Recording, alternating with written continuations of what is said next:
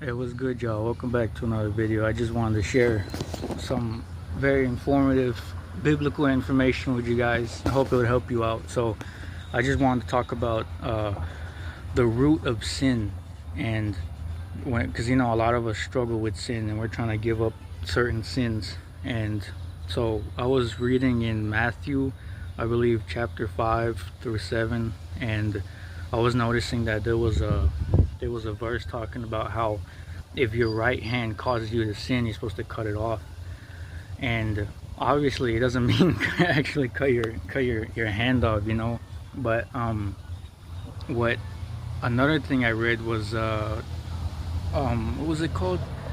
I forgot. It was your eye is the lamp of your body, and if your eye is dark, with full of darkness, and then of course the darkness inside your body is going to be a lot worse. So I guess what I wanted to say about these verses is that if you're struggling with a certain type of sin and it's causing you to mess up, and what you need to do is find the root of the sin, because a lot of times when people are trying to cut off a certain sin, they're only cutting off the fruits of the sin.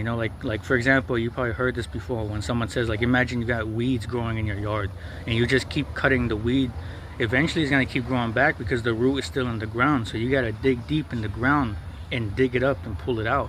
So it's the same thing with sin, like for example, a lot of men, and well, a lot of women too, but a lot of people are afraid to admit this, but even I myself, I used to struggle with pornography addiction.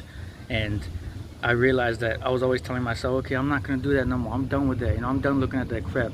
Or I'm done looking at women lustfully, And then I would do it again. And I'm like, man, stop. I tell myself, stop doing that, And I'm like, why do I keep struggling with this? Why do I keep falling back into this? And I realized because I'm just cutting the bad fruit off. I'm not cutting the root. And so I realized, okay, what's causing me to keep falling into this?